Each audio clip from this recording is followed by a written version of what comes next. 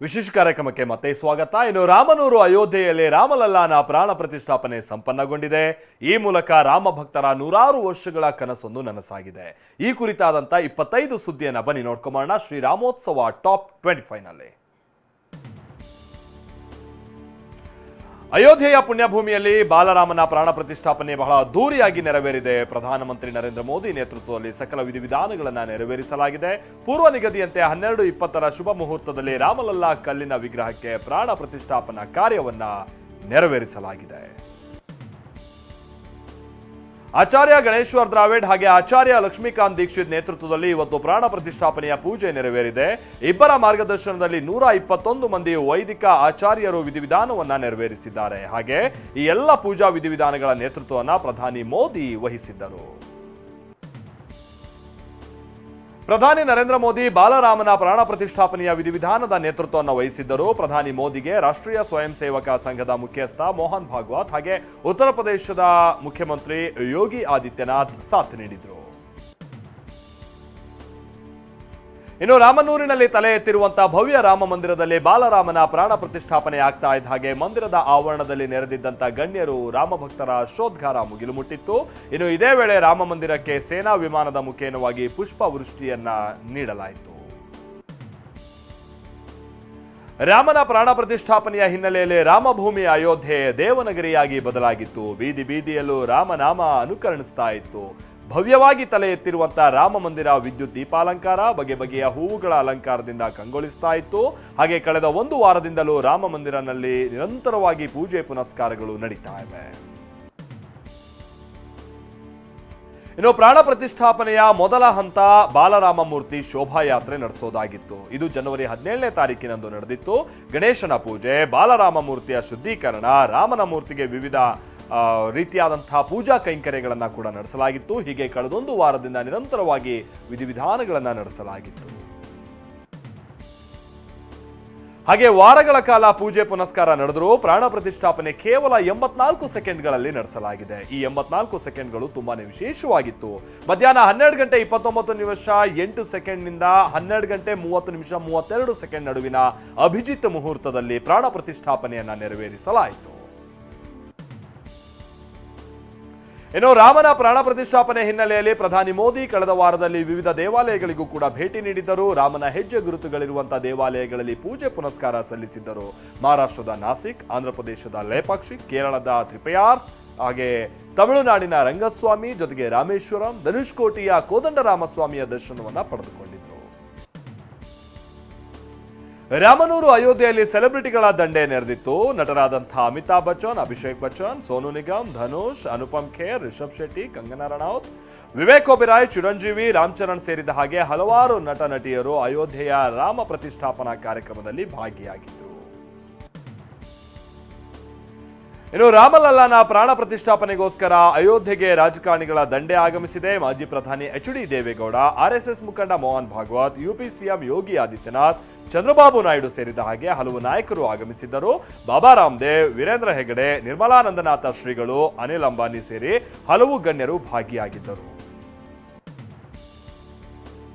ನಾನು ಈ ಭೂಮಿ ಮೇಲಿನ ಅದೃಷ್ಟಶಾಲಿ ವ್ಯಕ್ತಿ. ನನ್ನ ಪೂರ್ವಜರು, ಕುಟುಂಬ ಸದಸ್ಯರು, ಭಗವಾನ್ ರಾಮಲಲ್ಲಾನ ಆಶೀರ್ವಾದ ಎಂದಿಗೂ ನಮ್ಮ ಮೇಲೆ ಇದೆ ಅಂತ ಹೇಳಿದ್ರು ರಾಮಲಲ್ಲಾ ವಿಗ್ರಹ ಕೆತ್ತಿದಂತ ಅರುಣ್ ಯೋಗಿರಾಜ್. ಇದು ಅವರ ಭಾವುಕ ನುಡಿಗಳಾಗಿತ್ತು.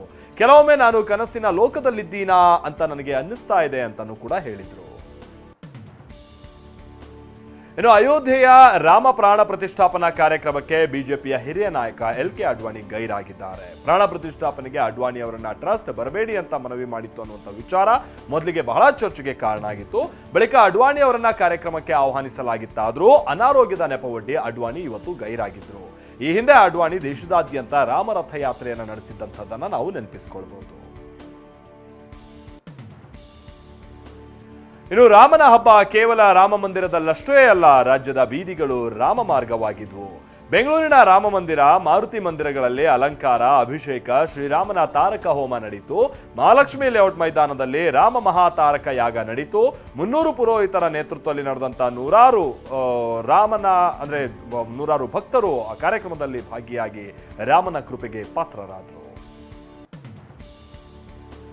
ಹಾಗೆ ವಿಜಯನಗರದಲ್ಲಿರುವಂತಹ ಮಾರುತಿ ಮಂದಿರದಲ್ಲೂ ವಿಶೇಷ ಪೂಜೆಯನ್ನ ಸಲ್ಲಿಸಲಾಯಿತು. ಕೋದಂಡರಾಮಸ್ವಾಮಿ ದೇಗುಲದಲ್ಲಿ ಭಕ್ತರು ರಾಮನಾಮ ಸ್ಮರಣೆ, ರಾಮಸ್ತೋತ್ರ ಪಠಣ ಮಾಡಿದ್ರು. 108 ಎಳನೀರು, 108 ದ್ರವ್ಯಗಳಿಂದ ರಾಮನಿಗೆ ಅಭಿಷೇಕ ಮಾಡಲಾಯಿತು. ಬೃಹತ್ LED ಸ್ಕ್ರೀನ್ನಲ್ಲಿ TV9 ಮುಖೇನವಾಗಿಯೇ ಪ್ರಾಣ ಪ್ರತಿಷ್ಠಾಪನೆಯನ್ನ ರಾಮ ಭಕ್ತರು ಕಣ್ತುಂಬಿಕೊಂಡರು.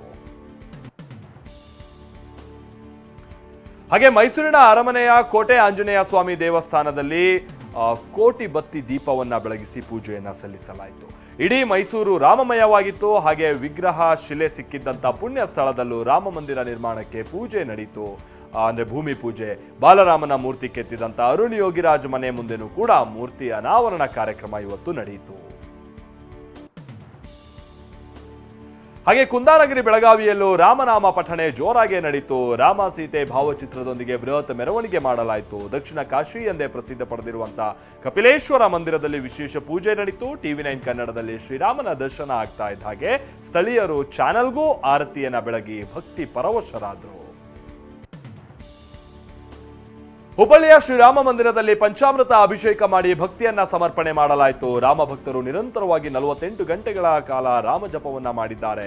ಕೇಂದ್ರ ಸಚಿವ ಪ್ರಹ್ಲಾದ್ ಜೋಶಿ ಅಯೋಧ್ಯೆಯ ನೇರ ಪ್ರಸಾರವನ್ನ ವೀಕ್ಷಿಸಿದ್ರು. ಹುಬ್ಬಳ್ಳಿ ನಗರದಲ್ಲಿ ರಾಮ ಭಕ್ತರೊಂದಿಗೆ LED ಸ್ಕ್ರೀನ್ನಲ್ಲಿ ಕಾರ್ಯಕ್ರಮ ವೀಕ್ಷಿಸಲಾಯಿತು. ಸ್ಥಳೀಯ ಬಿಜೆಪಿ ಮುಖಂಡರು ಪ್ರಹ್ಲಾದ್ ಜೋಶಿ ಅವರಿಗೆ ಸಾಥ್ ಕೊಟ್ಟರು. ಇನ್ನು ಆಂಜನೇಯನ ಜನ್ಮಸ್ಥಳ ಅಂಜನಾದ್ರಿಯಲ್ಲೂ 500 kg ತೂಕದ 9 ಅಡಿ ಎತ್ತರದ ಪಂಚಲೋಹದ ರಾಮನ ಮೂರ್ತಿ ಪ್ರತಿಷ್ಠಾಪನೆಯನ್ನ ಮಾಡಲಾಯಿತು. ದೇವಸ್ಥಾನದಲ್ಲಿ ಹಬ್ಬದ ಸಂಭ್ರಮ ಮನೆ ಮಾಡಿತ್ತು. ಜೈ ಶ್ರೀರಾಮ್ ಘೋಷಣೆ ಮುಗಿಲು ಮುಟ್ಟಿತ್ತು. ರಾಮನ ಹಾಡುಗಳಿಗೆ ಜನ ಕುಣಿದು ಕುಪ್ಪಳಿಸಿದ್ರು. ಗಂಗಾವತಿಯ ಮಕ್ಕಳು ಶ್ರೀರಾಮ ಹಾಗೆ ಆಂಜನೇಯನ ವೇಷ ಹಾಕಿ ಭಕ್ತರ ಗಮನ ಸೆಳೆದರು. ಚಿತ್ರದುರ್ಗದಲ್ಲಿ ಬೃಹತ್ ಪರದೆಯಲ್ಲಿ TV9 ಮುಖೇನವಾಗಿ ಲೈವ್ ಆಗಿ ಕಾರ್ಯಕ್ರಮವನ್ನ ವೀಕ್ಷಣೆ ಮಾಡಿದ್ರು. ಆನೆಬಾಗಿಲು ಬಳಿ ರಾಜಸ್ಥಾನ ಸಮಾಜದಿಂದ ರಾಮೋತ್ಸವವನ್ನ ಹಮ್ಮಿಕೊಳ್ಳಲಾಗಿತ್ತು. ಶ್ರೀರಾಮನ ಕಟೌಟ್ಗೆ ವಿಶೇಷ ಪೂಜೆಯನ್ನ ಸಲ್ಲಿಸಿದ್ರು. ಬಳಿಕ TV9 ಕನ್ನಡ ಮುಖೇನವಾಗಿ ರಾಮಲಲ್ಲಾ ಪ್ರಾಣ ಪ್ರತಿಷ್ಠಾಪನೆಯನ್ನ ವೀಕ್ಷಿಸಿದ್ರು. ಗದಗ ಜಿಲ್ಲೆಯ ನರಗುಂದ ತಾಲೂಕಿನ ಹುಣಸಿಕಟ್ಟಿ ದರ್ಗಾದಲ್ಲಿ ಪೂಜೆ ಮಾಡಲಾಯಿತು. ಗ್ರಾಮದ ಹಿಂದೂ ಮುಸ್ಲಿಂ ಮುಖಂಡರು ಸೇರಿ ಕಾರ್ಯಕ್ರಮವನ್ನು ಆಯೋಜಿಸಿದ್ದರು. ರುದ್ರಾಭಿಷೇಕ ಮಾಡಿ ಭಾರತ ಮಾತೆಯ ಚಿತ್ರಕ್ಕೆ ಪುಷ್ಪಾರ್ಚನೆ ಮಾಡಲಾಯಿತು. ಜಿಲ್ಲೆಯ ಹಲವೆಡೆ ಚಿಕ್ಕ ಮಕ್ಕಳಿಗೂ ರಾಮ ಹಾಗೆ ಆಂಜನೇಯನ ವೇಷವನ್ನ ತೊಡಿಸಿ ರಾಮ ಭಕ್ತರು ಸಂಭ್ರಮಿಸಿದರು. ಹಾಗೆ ಯಾದಗಿರಿ ಜಿಲ್ಲೆ ಸೈದಾಪುರದಲ್ಲಿ ರಾಮ ಭಕ್ತರು TV9 ಅನ್ನ ನೇರ ಪ್ರಸಾದ ದೃಶ್ಯಾವಳಿಗಳನ್ನ ನೋಡ್ತಾ ಹಾಗೆ ಕಣ್ತುಂಬಿಕೊಂಡ್ರು. ಅಯೋಧ್ಯೆಯ ಕಾರ್ಯಕ್ರಮವನ್ನ VHP ಹಾಗೆ ಬಜರಂಗ್ ದಳದ ಸದಸ್ಯರು LED ಸ್ಕ್ರೀನ್ ಅನ್ನ ವ್ಯವಸ್ಥೆಯನ್ನ ಮಾಡಿದ್ದರು. ನೂರಾರು ಭಕ್ತರು TV9 ಲೈವ್ ಅನ್ನ ವೀಕ್ಷಿಸಿದ್ರು. ಮುಸ್ಲಿಂ ಬಾಲಕನಿಂದ ರಾಮನ ಜಪ ಮಾಡಲಾಯಿತು. MD ಫೈಜಾನ್ ಹಾಡಿಗೆ ಎಲ್ಲರೂ ಬಹಳ ಹುಬ್ಬೇರಿದ್ರು. ಸೈದಾಪುರದ ರಾಮೋತ್ಸವ ಕಾರ್ಯಕ್ರಮ ಭಾವೈಕ್ಯತೆಗೂ ಸಾಕ್ಷಿಯಾಯಿತು. ಹಾಗೆ ಮೈಸೂರಿನಲ್ಲಿ ನಡೆದಂತಹ ಭಜನೆಯಲ್ಲಿ ರಾಮ ಹನುಮ ವೇಷಧಾರಿ ಮಕ್ಕಳು ಭಾಗಿಯಾಗಿದ್ದರು. ಶ್ರೀರಾಂಪೇಟೆಯಲ್ಲಿರುವಂತಹ ದೇವಸ್ಥಾನದಲ್ಲಿ ಭಜನೆ ಮಾಡಲಾಯಿತು. ತ್ರಿಪುರ ಭೈರವಿ ಮಠದ ಆಂಜನೇಯ ದೇಗುಲದಲ್ಲಿ TV9 ಮುಖೇನವಾಗಿ ಅಯೋಧ್ಯೆಯಲ್ಲಿ ನಡೀತಾ ಇದ್ದ ಕಾರ್ಯಕ್ರಮವನ್ನು ಜನ ವೀಕ್ಷಿಸಿದರು. ಇನ್ನು ಅಯೋಧ್ಯೆಯ ರಾಮ ಪ್ರಾಣ ಪ್ರತಿಷ್ಠಾಪನೆಗಂತಾನೆ 11 ದಿನಗಳ ಉಪವಾಸ ವ್ರತ ಆಚರಿಸಿದ್ದ ಪ್ರಧಾನಿ ಮೋದಿ ಇವತ್ತು ಉಪವಾಸವನ್ನು ಅಂತ್ಯಗೊಳಿಸಿದ್ರು. ಪ್ರಧಾನಮಂತ್ರಿಗೆ ಶಾಲನ್ನ ಹೊದಿಸಿ ಗೋವಿಂದ ದೇವ್ ಗಿರಿ ಶ್ರೀಗಳು ಸನ್ಮಾನಿಸಿದ್ರು. ಬಾಲರಾಮನ ಚರಣಾಮೃತವನ್ನ ಸ್ವೀಕರಿಸಿದ ಮೋದಿ ಓಂಕಾರ ಘೋಷಣೆಯೊಂದಿಗೆ ವ್ರತವನ್ನ ಅಂತ್ಯಗೊಳಿಸಿದ್ರು.